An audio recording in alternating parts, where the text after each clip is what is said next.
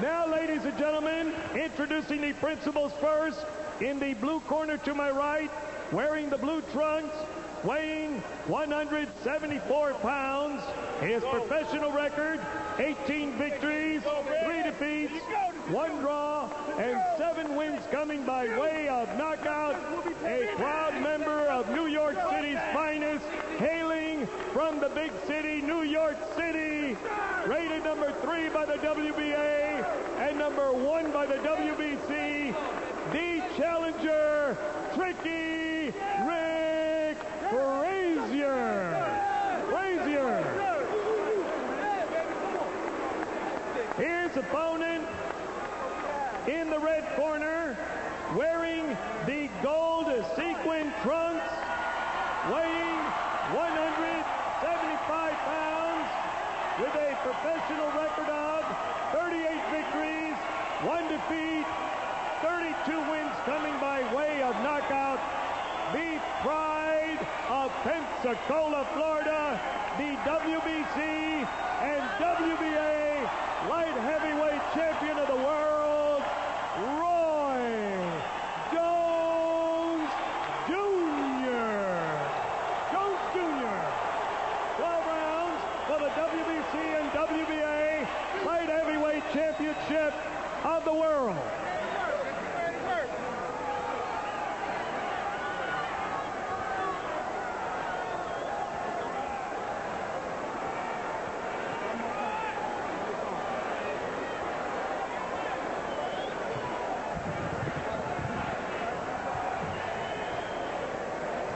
Roy, Richard, we spoke in the dressing room.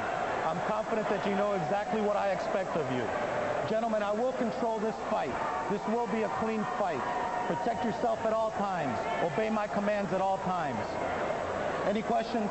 Touch gloves. May the best man win. This small 16 3/4 foot ring did not affect the earlier fight. It could affect this fight if Frazier intends to do a lot of running. Perhaps it signals the fact that Roy Jones, having had to train through the holidays, doesn't want to have a long fight. Well, again, this ring does not meet with the regulation size. According to the WBC, the minimum is supposed to be 18 feet. Yeah, but they make up the rules as they go along. You know that.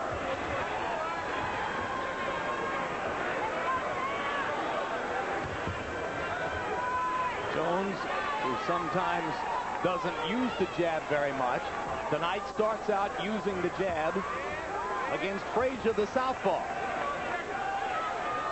And as usual, Roy defies convention because a lot of fighters don't try to jab against southpaws. They lead with the straight right hand instead. Well, one thing that he is doing that I agree with that he wasn't doing the other times he fought southpaws is he's moving to his left most of the time. Now he just went to the right. What's the advantage of moving to your left against the southpaw? Then that sets up your left hook to the body and head. And with that, then you can also nail him with a straight right hand. The other way, you're walking right into him. Break clean. Break clean, step back. You want to see the opposite example? Go back and look at your tape of De La Hoya Whitaker and watch Oscar move to his right all night long against the southpaw, therefore nullifying his own left hook. Absolutely. Well, so far, Frazier is living up to your analysis. No offense, all defense.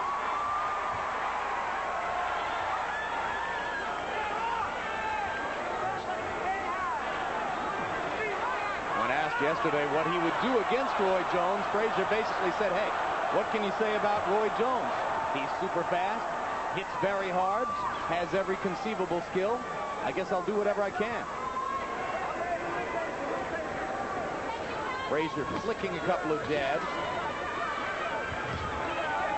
Jones, who has been increasingly devastating to the body in the last year, has only sneaked in one effective body punch against Frazier so far. He has nothing to punch off because Frazier just does not lead. His first move is always defensively. Makes it very, very difficult for Jones. Not that he can't win rounds easily, but for him to nail him with a big punch.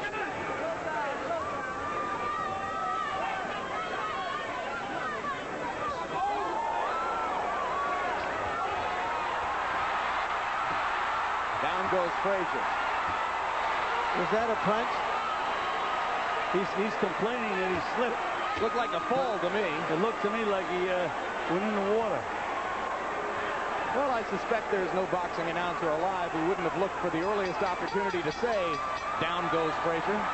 And there it was.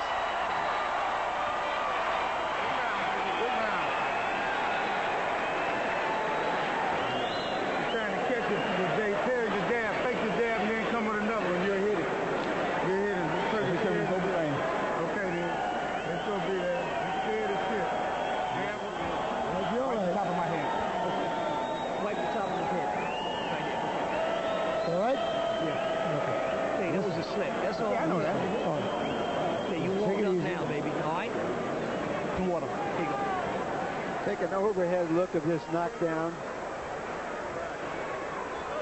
You see the cushion with the advertisement on the side of the ring just outside of the ropes.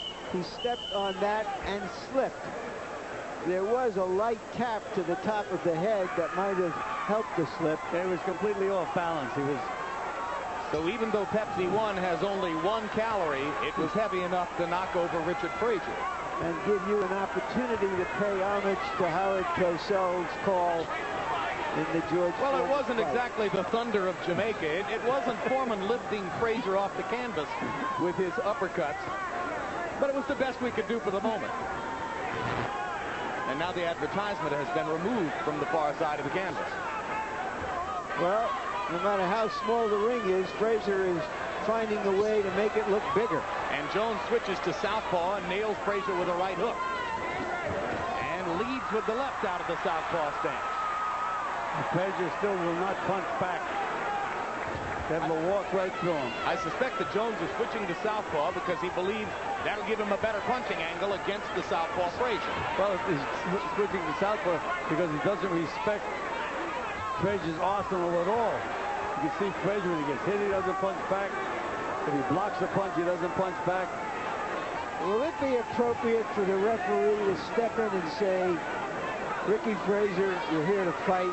If you don't throw punches, I'm going to penalize you and maybe even stop the fight? Well, again, Larry, many years ago, the most effective thing the referee could do is walk over to the corner and say, unless you start fighting, I'm going to disqualify you and you're not going to get paid. They hear that word paid, and somehow it wakes them up a little bit. Gets their attention. We mentioned that Jones is fighting a 3rd consecutive southpaw tonight. Lou DeVal in the summer. Otis Grant in November up at Foxwoods. And in both of those fights, he switched to southpaw stances from time to time as well. As he did against Eric Lucas a few years ago in fighting a southpaw who once went the distance in a victory over Frazier. Frazier seems to be patrolling the beat in a dangerous neighborhood. Jones whacking him with a lead left hand out of the southpaw stance. Make him feel more comfortable if somebody put the lights out. Now Jones goes back to his conventional stance. Jones in the conventional stance, holding his left hand below his waist and looking for lead right hand opportunities. There's a landed right.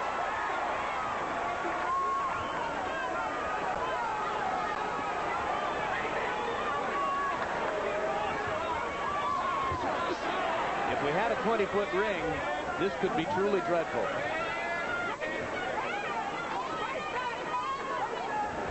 Frazier's agile enough to move away from punches, even in the 16-foot ring, because, again, he doesn't give you anything to punch off. Left hook stunned Frazier. Little right hand cap knocked him down. And hello, Chris Green is not written on the bottom of Frazier's shoes. And that's the end. Armando Garcia decides that that's a good moment for stopping the fight. Well, this is an early stoppage state, as we saw in our last doubleheader here a few weeks ago. In those circumstances, we questioned whether the fight should have been stopped. In this circumstance, I have to applaud the referee because it only could have gotten uglier. And uglier, and uglier. What about the stoppage, Harold? Jim, you know something? If you're in a down position, you're in a down position. Rick Frazier's whole body was off that canvas.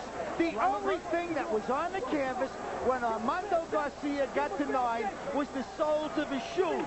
He's not in a down position.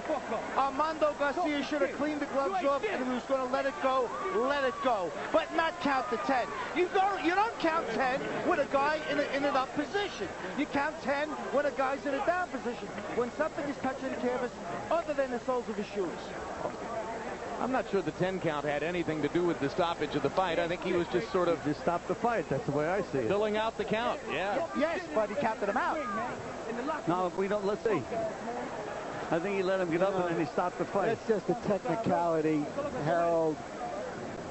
This was a fight between a great fighter and an ordinary fighter to put their best face on it.